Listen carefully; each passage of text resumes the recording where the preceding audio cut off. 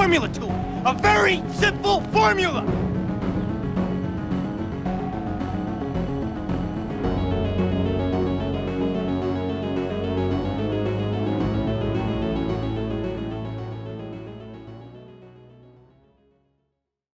Hello everyone, thank you for clicking on this video. Today we are going to be diving into the absolute insanity that is Halloween 6, The Curse of Michael Myers. This is everything that the Halloween 1, 2, 4, and 5 storyline were leading up to. Before we get started, if you would like to follow me on Twitter and Instagram, it's @SlasherHorror, and with that, let's get biting. The pre-production of this movie is something you absolutely have to talk about when you decide to make any type of video about this movie. This film went through numerous different scripts and endings, especially when they had to decide what to do with the Man in Black character that they randomly threw into Halloween 5. It doesn't make any sense, and I still can't quite understand the point of that character. Well, that twist gets revealed in this movie, and there's one more thing I wanted to point out about this before we get started with the facts of this movie. Quentin Tarantino, which I'm sure is the last name you thought I would mention here, had a pitch for this movie that involved the Man in Black and Michael Myers going on a road trip and basically just stopping at diners and hotels, killing people and just doing random things. It's like the Muppet Takes Manhattan, but more death. Halloween 6 released on September 29th, 1995, and made a total of $15.1 million on a budget of $5 million for a profit of about $10.1 million. This movie tried to end the Thorn timeline that had been set up. How well it actually achieved that is entirely up to you. While the Court of Thorn trilogy is not my favorite sequels in these series, I do think that there are some great things in 4 and this movie, completely ignoring 5 because, wow. Before this movie starts, you need to remember the ending of Halloween 5. After Michael Myers was imprisoned, the Man in Black blew up the prison and broke him out. I do want to say that I really think this ending could have the potential of being amazing if there wasn't as many years between part 5 and part 6. But there is, and it definitely shows by the decisions they take with the characters in this movie. I think one thing that we really need to consider when talking about Halloween 6 is just how bad this movie really could have been, and in my opinion it isn't terrible. The producer's cut is not my favorite Halloween movie, but I think it's my favorite film out of the Thorn trilogy. I really don't love the theatrical version of Curse of Michael Myers because it feels even more 90s than the producer's cut does. The random flashing of Michael Myers and the random screams and shit that happens do not make any sense, especially for this movie. I will be talking about the theatrical version in this video only because I want to remain consistent between each of the different videos that I make, especially franchise per franchise. One thing that I also want to mention before we get started is just what other horror franchise installments were coming out around this time, so you can kind of get a glimpse of when in the horror sphere this movie was coming out.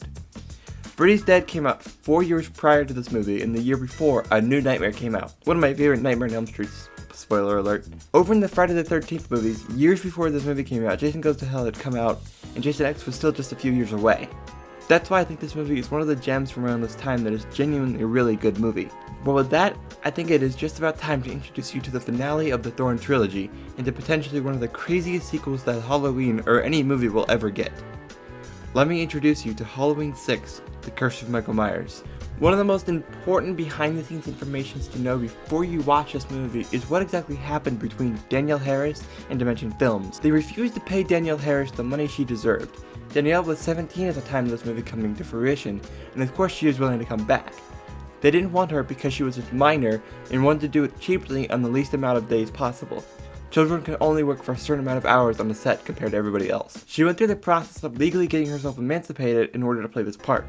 All she was asking was a tiny bit more money because of the cost of her getting emancipated. But Dimension Films refused, thus ending her time in the role of Jamie Lloyd. Another incredibly important thing to remember is when this movie came out compared to Halloween 5, and why I give this movie a pass. Halloween 5 came out October 3rd, 1989, and Halloween 6 came out 6 years later. Dimension Films had no real obligation to complete the Thorn storyline that they had started, but instead they decided to swing for the fences and try to do whatever they could to finish the storyline. While I don't love parts of this movie, I can't understand why it is becoming more and more loved as time goes on. One more fact before we get started. The version I will be showing here today is the theatrical cut of this movie. I will only be talking about the producer's cut at the very end after the main film is over, specifically because the ending of the movie is different. Okay, here we go. Roll film.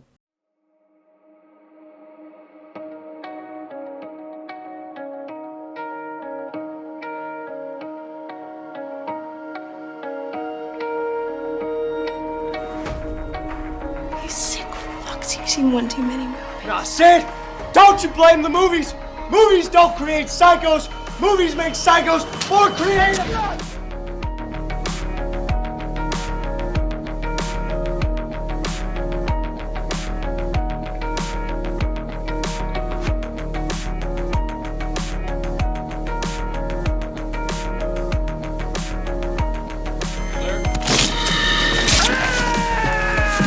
Yeah, you're gonna love this one. It's a scream, baby. Hold on a sec.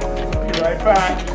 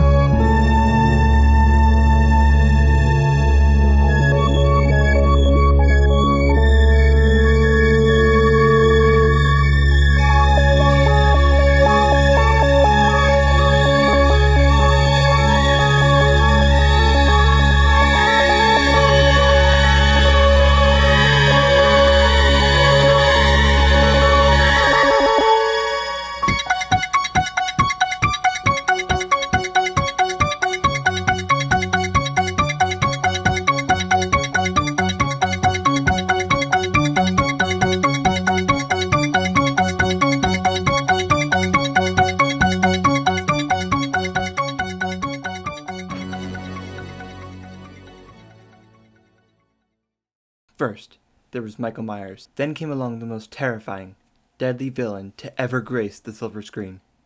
Jason Voorhees. He's here to avenge the death of his mother, and he'll make sure that happens. From Camp Crystal Lake to Camp Forest Green and even Manhattan, he stabs, slashes, and makes gashes, and you can bring him into your home by owning the entire Friday the 13th collection for only $150 plus shipping and handling. That's right, all 8 Friday the 13th movies on crystal clear VHS for only $150. Make Jason Voorhees happy and watch him kill for his mama in the comfort of your own home. This is a fake advertisement. Nothing in this is real. Unless you want to pay me $150 to reenact the first 8 Jason movies, which I would do. Please don't try to buy this product. It does not exist. I wish it did, but it doesn't. Again, unless you want to pay me, I'll film it myself and put it on VHS for you.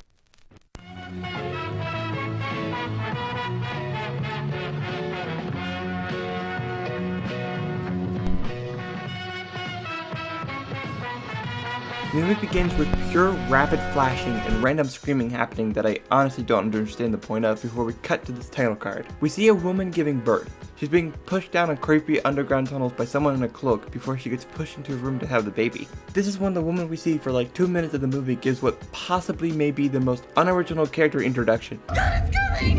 It's coming! Push! Which is like how no one in the history of ever talks, so I don't know why they wrote it like that.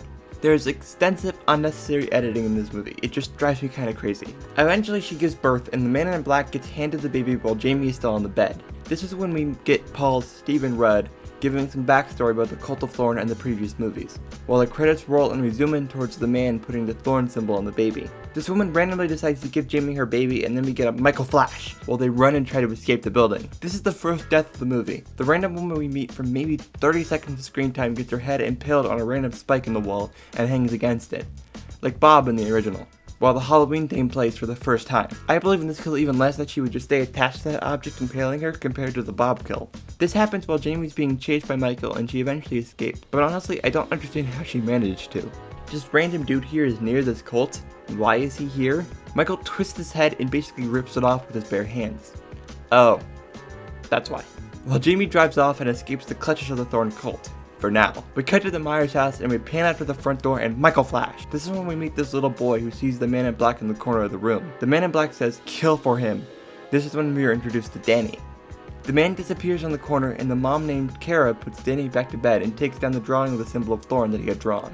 We cut to a radio show with someone named Barry Sims, who is a yikes of a person, but we'll find that out later. This is when we meet Paul, Steven, Rod's character. We'll find out who he is later. He's taping the show and talking about his experiences to the radio show. He was only 8 years old when he met Michael Myers. Michael Flash transitions to this house, and a typewriter clicks while the radio show is playing, and boom, Dr. Loomis. God, I love him so much. He hears the radio host think that he's dead, but nope, he's not dead, just very much retired. Dr. Terrence Wynn shows up and we cut back to Jamie going to the bus depot.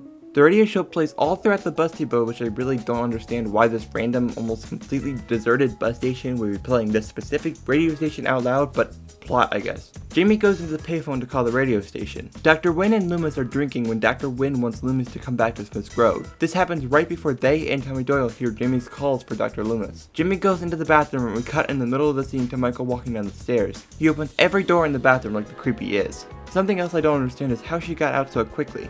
She's driving away real quick once again while this weird guitar-driven version of the Halloween theme plays. The van hits Jamie's car and tries to drive her off the road before she crashes near a barn.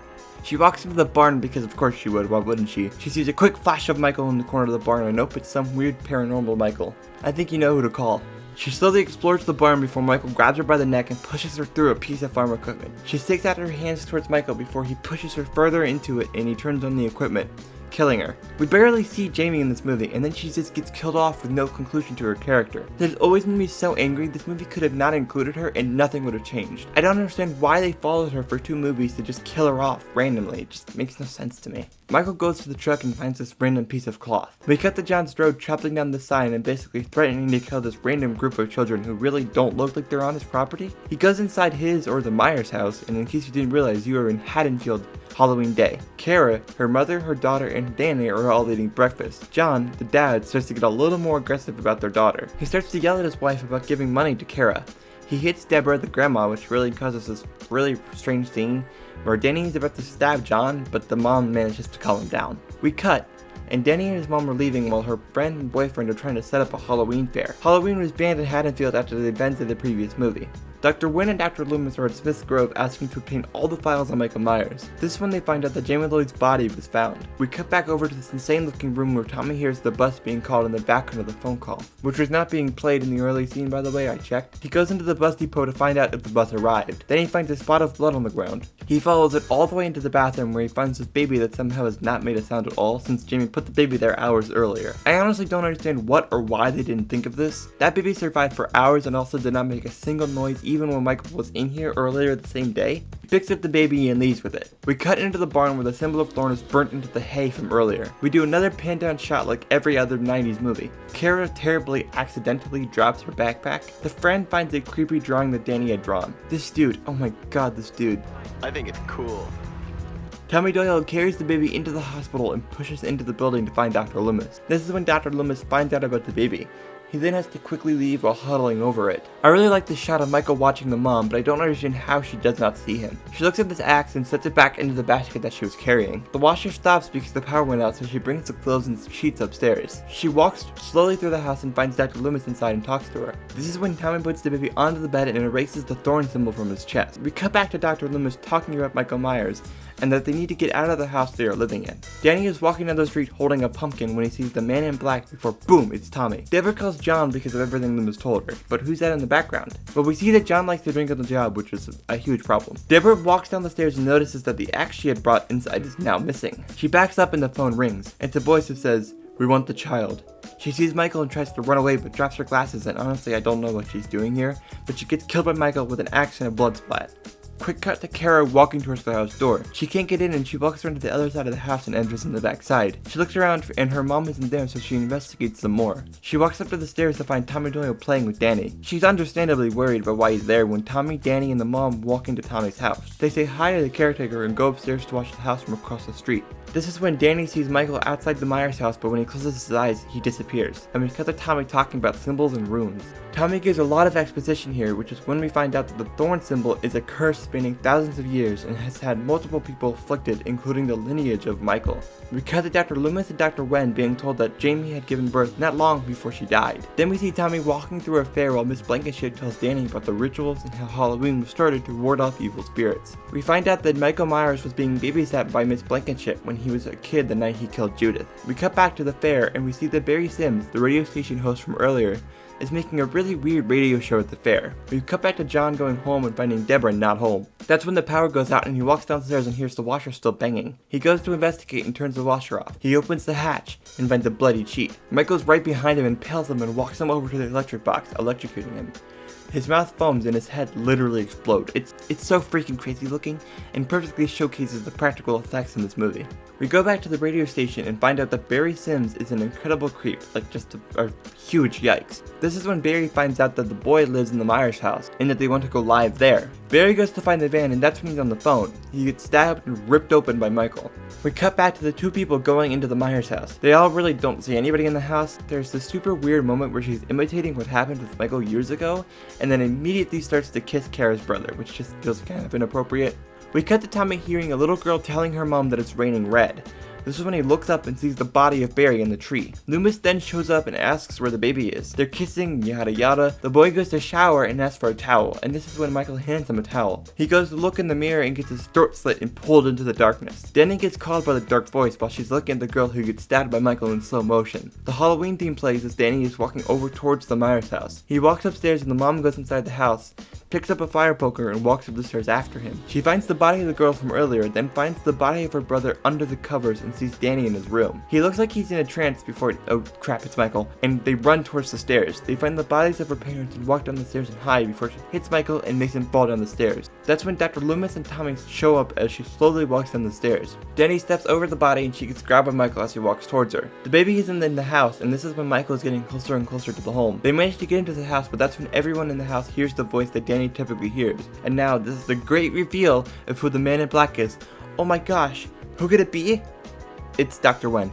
If you didn't know, this is the guy you see for like 40 seconds at Smith's Grove in the original movie talking to Dr. Loomis about Michael Myers when he escaped. Miss Blankenship has the baby and is holding a knife, so instead of getting captured, the mom just jumps out the window. She wakes up in a bed in what I like to call the Thorn Palace. She tries to get out the door, but the door is locked, and that's when we find out that this place is at Smith's Grove. Dr. Loomis and Tommy walk into the employee's entrance of the building, which would be insane if this is what this is, because this is huge and just really long. This is when Dr. Loomis and Dr. Wen meet. This whole scene with them was actually edited using multiple takes and different dialogue, because this shot had to be redone after Donald Pleasance had died. He gets hit over the head to knock him out of that shot. Tommy investigates some screaming he was hearing. He thinks he hears Kara, but nope, it's just this random woman. Tommy finds Kara's door and beats the handle over and over and over again, but oh crap, it's Michael who's watching him. This freaks Tommy out because he hasn't seen Michael up to this point. Tommy and Kara manage to get out and shut the door before he grabs her hair, but Tommy grabs him and shoots him with this random gun thing. I don't know, it just doesn't make any sense.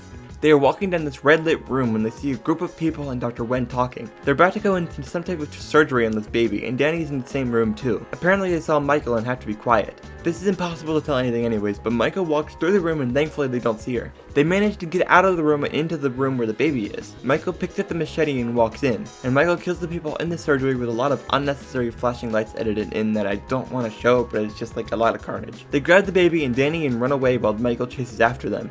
This random dude is coming too, but dies by getting his head pushed straight through this gate. They keep running and they run to the other end of the building. They shut and lock themselves in this room with a bunch of green goo and like an aquarium. But this is where they're actually like holding the babies in the goo, and something I just don't really understand. Michael is standing in the middle of the room while Danny and his mom are hiding. Tommy calls for Michael and is about to give him the baby, but surprised it's not the baby. He gets stabbed with the goo stuff and throws Tommy against the wall. Kara beats Michael over and over and over again before she almost gets killed by Michael, and would have if Danny had not called out for her. This is when Michael goes after him and tries to get between these two barrels and can't actually fit. and gets stabbed with more glue and beaten repeatedly with a pipe. Loomis shoots a button and lets the mom inside the elevator while Tommy beats Michael up more and more with a lot of flashy edits. Dr. Loomis says he needs to stay because he has some business to attend to, and this is when the Jeep drives off and, oh no, Michael isn't where he's supposed to be. He's maskless. This is when we hear Loomis screams and the pumpkin fades to black, in memory of Donald Pleasance. Let's all go to the lobby. Let's all go to the lobby. Let's all go to the lobby to get ourselves a treat. Delicious things to eat. The popcorn can't be beat. The sparkling drinks are just dandy. The chocolate bars and the candy. So let's all go to the lobby to get ourselves a treat. Let's all go to the lobby to get ourselves a treat. This is the ending of the theatrical cut of the film, but I wanted to show you the difference between both endings. In the producer's cut, there's a whole scene where you're in the ritual that the Thorn Cult is actually going to do. Michael gets stopped by ruins placed in a circle around him, and Michael actually manages to pass on the Thorn Curse to Dr. Loomis, which is when we find out that he had switched clothes with Dr. Wen and walked out as the Man in Black. You fade out as Dr. Loomis is screaming. The movie is also a lot more in the tunnels, and none of the weird green goo stuff happens in that version of the movie. I actually think that the ending of the producer's cut is a lot better, but due to Donald Pleasance's untimely passing, the edit had to be redone, so we got the weird MTV version of this movie. And the ending changed because of how heavily Dr. Loomis was included. I am fascinated at what a Halloween 7 would have been had Donald Pleasance not died. Thank you all so much for watching this video. I do hope that you enjoyed all the changes that I added to this video compared to the previous bite-sized films. If you would like to see more of this, please leave a like, comment, and subscribe. I do have a lot of fun making these videos, and I hope that you could really see that really easily translated on screen. One of the most difficult things about making videos is truly making something that feels your own, that even if someone did what you did, you couldn't be matched, and I hope you can feel that when you're watching my videos. If you haven't already and you want to, why don't you go listen to my podcast here on YouTube or wherever you listen to podcasts. It's just slash it wherever you listen to podcasts. You can follow me on Twitter and Instagram at @slashithorror, and that's it. Like always, remember, treat every day like it's Halloween.